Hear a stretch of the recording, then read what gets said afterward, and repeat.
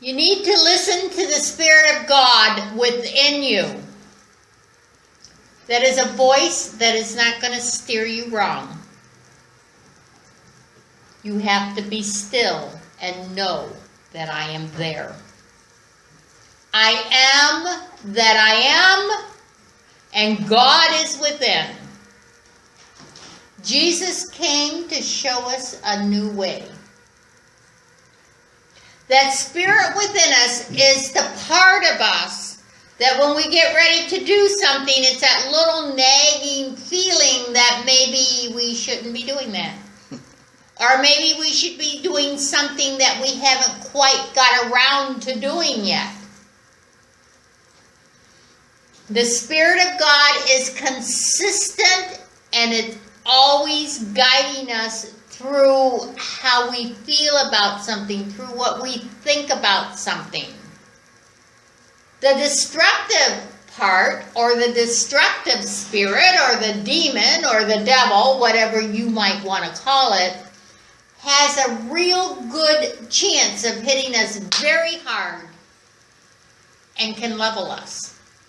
But the thing about that is it can't keep that intensity. So we tend to feel that when we think we don't feel God, because God is consistent and it's always guiding us through our feelings, through our heart, through the things we hear, through the things we feel. But it's softer, it's quieter, and it's a guiding force. God doesn't try to level you. And our heart is where our issues are. Love does not hurt you. Love will never hurt you. What hurts you is lying, conniving, manipulating. Those are the types of things that hurt you. Love is not about that. Love does not hurt you. And if you have to prove anything, it's abuse. Prove to me you love me. Prove to me that you can do this. People need to watch what other people do, and that's going to tell you who they are.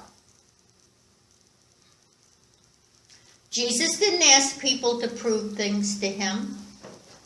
Jesus knew. How did Jesus know? Because he watched what people did. He came to show us a new way. That new way is to understand the makings of a human being. And you and I talk about the problem. That's what we do. We talk about our problems. I'm going to talk to you about my problem, and I'm going to talk to you about my problem. And the directions is not to talk about them, to speak at them.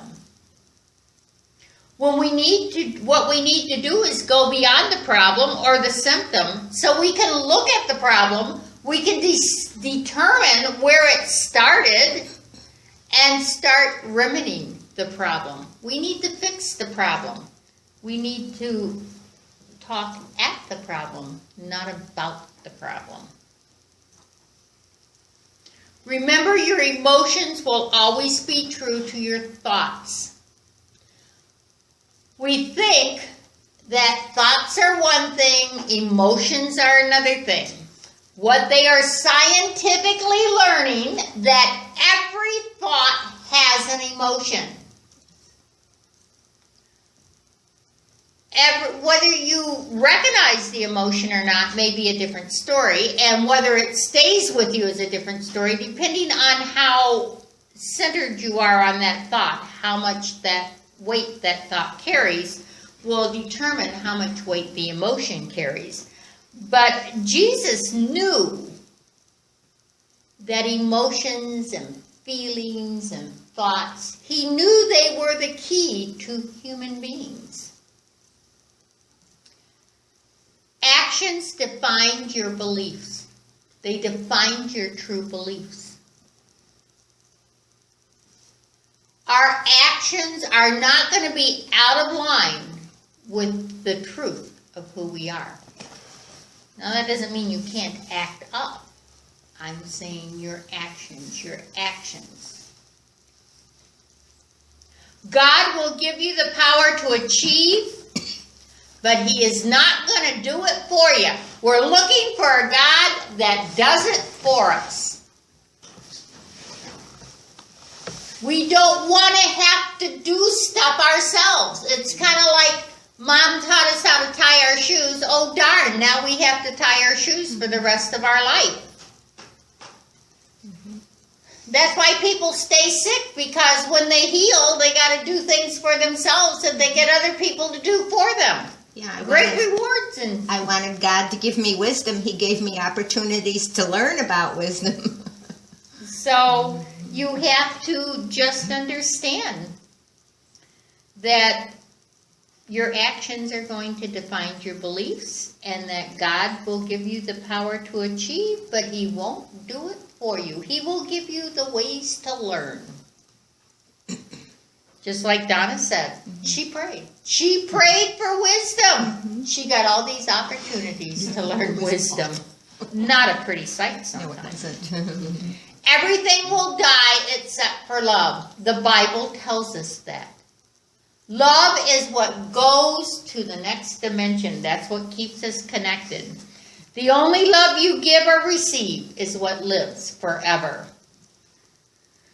Jesus' example is the heart of His teachings. If you do what Jesus did, you will be like Jesus.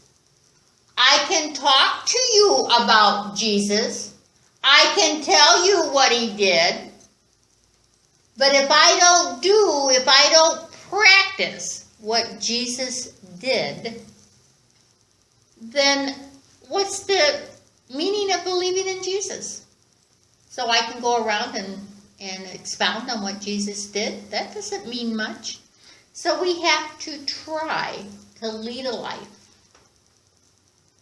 of clarity. Love is the answer, no matter what the question. Oh boy. I can remember hearing that when I was young, thinking, oh, that's really stupid. Sometimes I know it's true now, and I think, I don't see it. I don't know how that works. But it is truth. It is the great truth. No matter what the question, love is going to be involved somehow or another.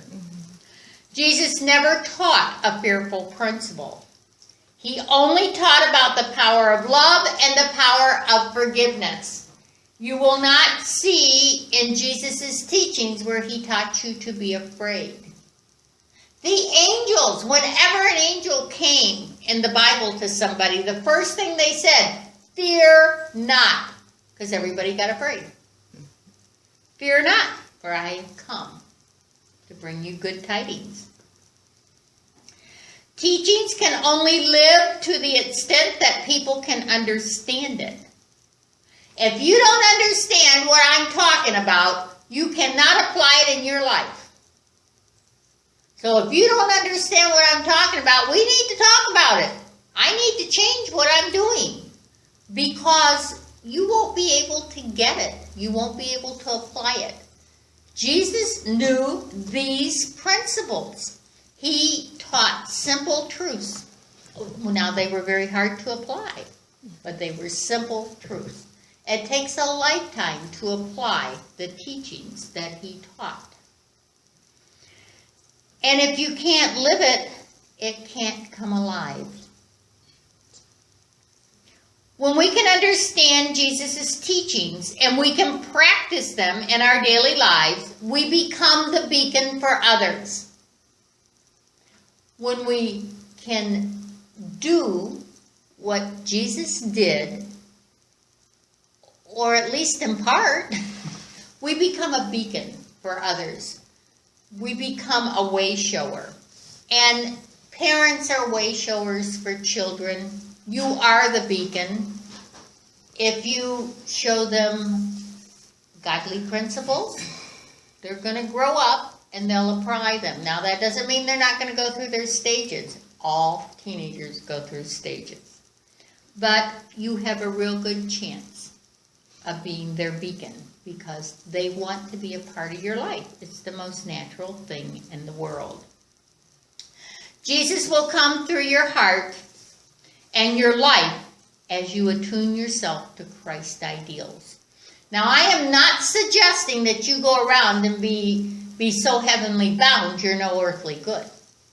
The truth is we have to live in this life. We are here to have a human experience, and we better have it. But our 5 senses kind of match up with our 5 spiritual senses. Clairvoyance, clairaudience, clairgustance, our hearing, our feeling. And they're designed to work with one another. They're not designed for one to be up here and one to be down here. They're designed to work with each other to make this life more meaningful, to make this life easier to navigate, and to make this life available for greater understanding. So no matter what your problem, God is still the answer. And if you trust in your Heavenly Father, He'll never let you down. God bless you.